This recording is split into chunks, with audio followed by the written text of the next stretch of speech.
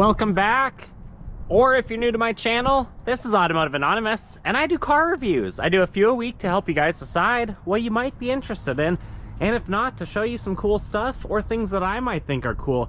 We also do a lot of 0 to 60s on this channel, including one today with this 2023 Mazda CX-9 Carbon Edition. We're gonna do all the things, so we're gonna go through the walk around, go through the specs, initial driving impressions, 0 to 60 with the GPS at the end, and final thoughts to decide if this is potentially worth your time and money. So let's dive right in. And a huge shout out to Goode Mazda in Southern Idaho for letting me borrow their car for the afternoon. I'm gonna link it below. If you're interested, you can check it out there. Otherwise, it's on to the review. The CX-9 is actually a pretty darn cool 3-row SUV. I reviewed one of these before. It was the base model of the Touring, which is the first of the 5 trim levels. The Carbon Edition builds off of the Touring Plus, so it adds things like ventilated seats, the sunroof, and because it's a Carbon Edition, that means polymetal gray metallic paint and red leather interior that you're gonna see pretty soon. A base Touring starts at about 40 grand. This one starts about 45 grand plus destination, but you can see it's rebated a few grand, so you definitely can find these under sticker. I would not pay over sticker, even though it might be worth that. The CX-9 started in 2007. We're now in the 2nd gen that started in 2016, but there's been a number of little revisions and revises ever since, making this a better SUV. There's about 30,000 a year sold in the United States. This one has all-wheel drive and the turbo engine. I'll show you under the hood and we'll talk about those specs in just a little bit. It weighs about 4,400 pounds. These are rated to tow 3,500 pounds. They have 8.8 inches of ground clearance. The wheelbase is about 9.5 feet. The overall length, though, is about 16.5 feet.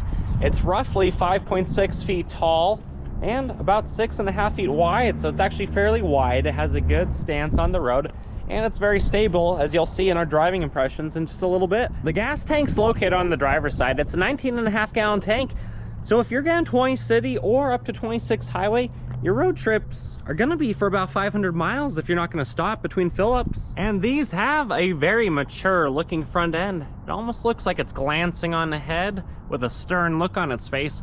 But you know why? Because it's a top safety pick plus. It's looking down the road to keep you safe. Mazda LEDs are actually super bright. I have them on my Miata and they're a lot brighter than I ever expected. It also has all the parking sensors on the front, the rear, the camera for adaptive cruise, lane keep assist, blind spot monitoring, the turn signals on the mirror, and a whole lot of other things. Because top safety pick plus is not easy to come by, this is a really good option to keep you and your family safe. We got a little bit dusty on our way over here, but those 20-inch black wheels and Falcon tires actually do look really good. It's a 255/50/20 on this setup, but some of the other ones have a little bit more sidewall, if that's something that you're looking for, rather than the larger, sportier rim diameter. Unfortunately, though, you only get a spare tire in the back. I'll show you that when we get through the car interior. Honestly, I don't usually like chrome, but I think the outlining accents really do nice on this vehicle, from the bottom to around the windows to the roof rails. It looks pretty darn cool. You got a little shark fin antenna on the back and a mini spoiler with a 3rd brake light. But you know what, guys? I think it's time to hop inside, show you what you've been waiting for, which might be those red leather seats. Keep in mind, when you have a Mazda, you have the buttons on the side, and you have the proximity key feature, so you can lock and unlock with that button. On the door panel, you get a lot of different materials. A lot of soft touch black, really nice red stitching with a handle, and more chrome accent pieces on the trim. You have some piano black as well around those options. Bose speakers, which in Mazdas sound really good, and then a bottle holder and a full-size door pocket for your snacks and what other goodies you have on the CX-9. Comment below, what are you gonna hide in it? And while you're at it, why don't you like this video? If it benefits you in any way, that is. Otherwise, we have the door sill with nothing on it, the mats that are not yet installed, gas door, hood release, rubberized brake pedals. The options here, some of those safety adaptive features, ventilation, lighting stock, 2 memory seat capable on these red leather seats that are powered. They look really nice, they catch your eye, and you go right up to the sunroof. Sitting inside the CX-9, it's a really nice place to be. We're gonna fire it up with the push button start. It roars to life. The needles do their little dance. We have a leather wrapped wheel. It feels really good. More red stitching throughout. Paddle shifters, because this is a 6-speed.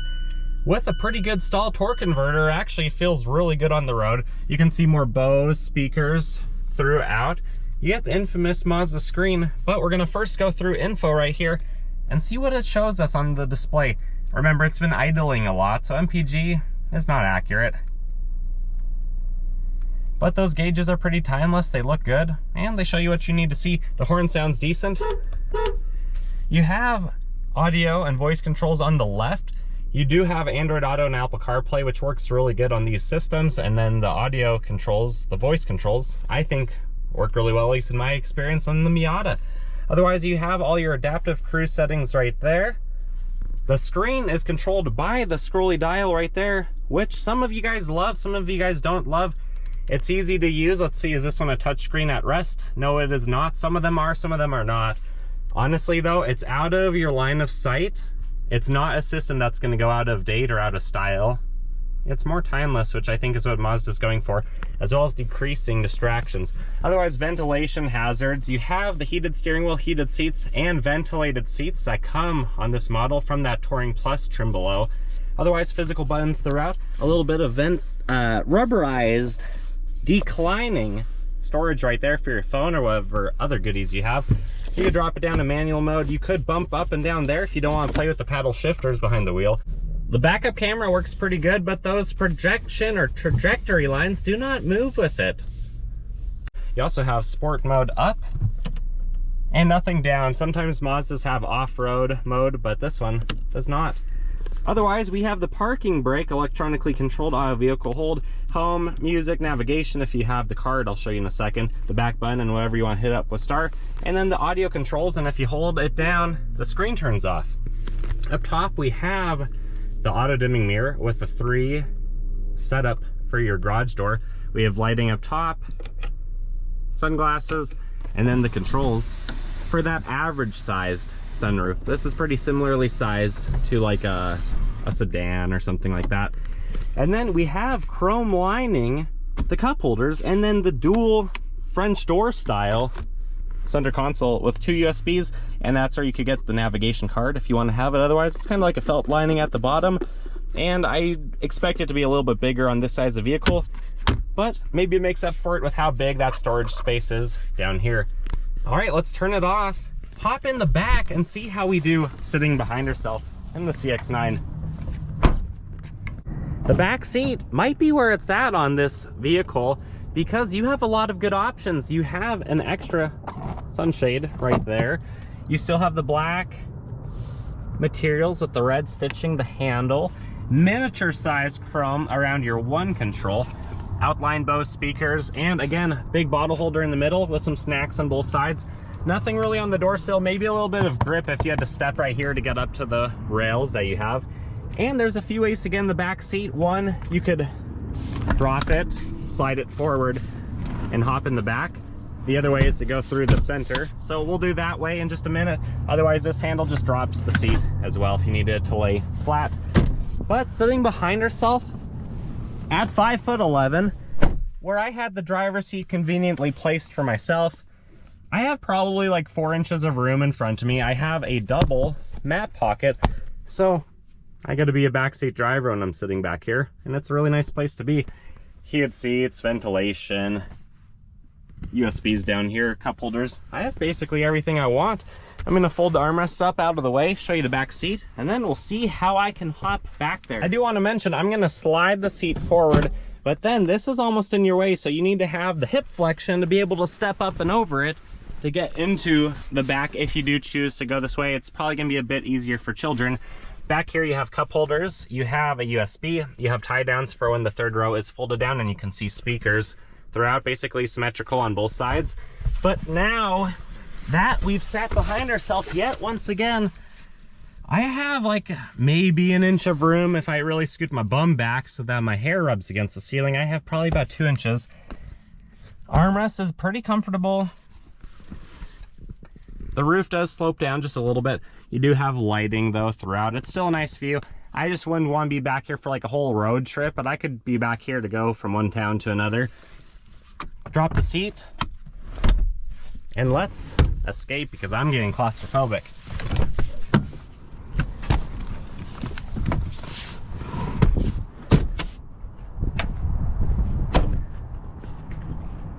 From here, there's a few ways to open the hatch. You can, of course, use the button. You have a pin code you can set there. The button to just pop it right there, or the button inside on the dashboard. Let's use this way and watch the power gate do its thing. Once you're behind the third row, you have roughly 14 cubic feet to work with back here, just with how the hatch slopes down. But if you drop these seats with those handles, you have roughly 38. If you do the same thing one more time with the second row, you have about 71. So it's a little bit snugger than some of the competition, but they are easy to pull up. It's easy to change quickly. I'd imagine a lot of owners are probably gonna have the third row folded down if you're not using it, because it opens up a lot of space. Back here, we do have the floor mats and all the mesh netting. You do have a 12-volt plug-in back there. And when we go underneath, we have some license plate bracket with a little bit of extra storage. And then we have the tire with the subwoofer even lower. You could probably hide a little bit of stuff around the periphery, and you can see the tools are just hidden there as well. But let's lower it down. Check out the other passenger side. Does this look familiar to anyone? Because it really should by now. It follows the same Mazda theme. There's not really any special treatment for the back passenger side versus the driver's side. We still have all the same things, nothing really on the door sill. The seat adjusts the same, and you even get the double map pocket, so either person in the second row really can be the backseat driver. And if you're riding shotgun, again, really nice door panel. You get a little bit bigger black piano within the chrome accent. Nice big pocket, bottle holder, Bose speakers, and you're back to having power controls. Those red leather seats, seriously, in person look awesome. I think they're gonna age really well. And I think I've driven all the Carbon Edition Mazdas by now. The 3, the 30, the 5. I'm not sure about the 50 though. Anyways, you have a 120 volt, 12 volt right there. Nothing in the glove box. But you know what, guys? Let's go look at something a little bit more exciting. Let's go around to the front. We're gonna pop the hood. We're gonna look for the turbo and talk about its specs. Pop the hood. And there it is. This is a really good job by Mazda's engineering department, this 2.5 turbo Skyactiv G. I've driven in all the variations of the current models that offer it, and it's really good. But let's start with the periphery. You have all of your reservoirs up top. The battery is right there by the steering wheel, just in front of the firewall. You have the air filter, disappears with the plumbing, goes to the turbo in the back on the exhaust manifold side. Then it disappears again, spins around a bit, comes back to the intake side, the throttle body, and right there, you have the oil dipstick and 5W30 full synthetic right there. It is a front wheel drive biased all-wheel drive system.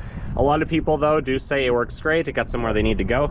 It might not be quite as good as like a Subaru, but it does the job, and most people aren't gonna know the difference unless you're really getting into off-roading or the treacherous stuff that most of us just don't encounter. Usually our roads are plowed and we're good to go. But because it is front-wheel drive bias, the serpentine belt is located there on the passenger side rather than on the front if it was a rear engine bias system. Alternators right there. Overall, it's just really good. These make on pump gas, regular 87, 227 horse at 5,000 RPM, 310 pound-feet of torque at 2,000 RPM. But when you pump in the premium into that gas tank over there, it actually gets 320 pound-feet of torque and 250 horse. So about a 10% improvement in horsepower on premium gas. So it's up to you, is that worth it? I think it is. Let's drop the hood. Time for my favorite part. We're gonna teleport inside, take it for a drive, and get to that 0 to 60 and see how it does. Initial driving impressions are that it feels just like a lot of other Mazdas. Very refined, very smooth and sporty. Visibility is decent. Sometimes Mazdas have a little bit shorter windows, but you still have pretty good visibility outside of this one. Plus those side mirrors do a phenomenal job, as well as the rear view mirror, because it's not a very long vehicle, so you can see out pretty well.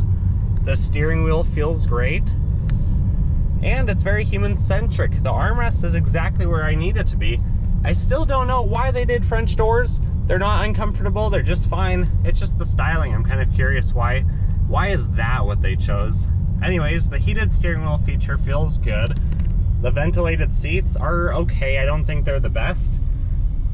But what Mazda does really well are heated seats.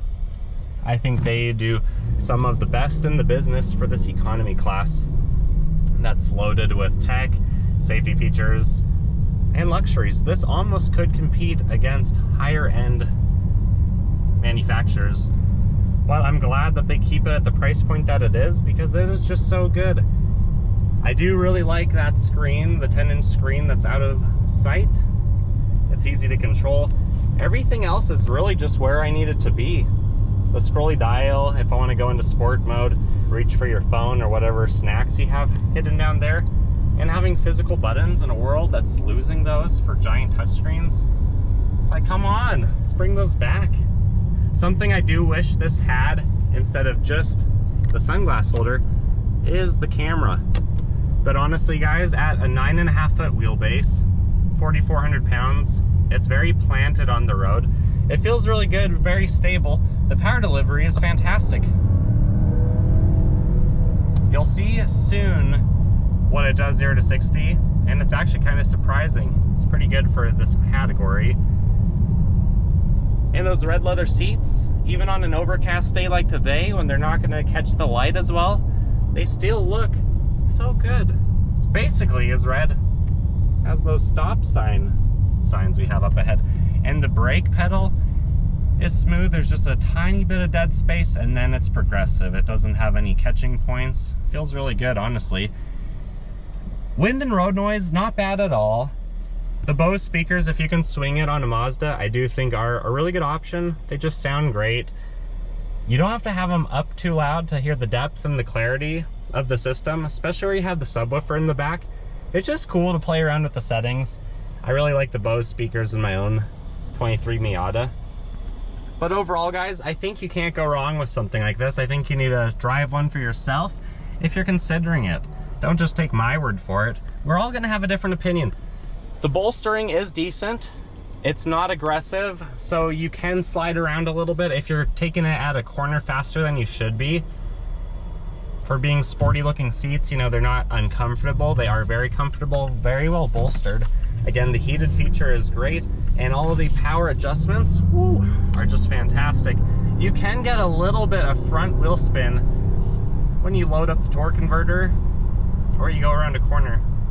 But overall guys, I really like this car. I think it's a good value for the money. What do you think? Comment below. Otherwise, I'm gonna get to the private road because I wanna see how fast it is. 0 to 60. 0 to 60 on our private road. Density altitude is 4,000 feet, so even though this is turboed, it's still down on power about 7%. We're gonna brake rev the 6-speed, see what it can do. I'll verbalize a true 0 to 60 and then post the GPS graph after.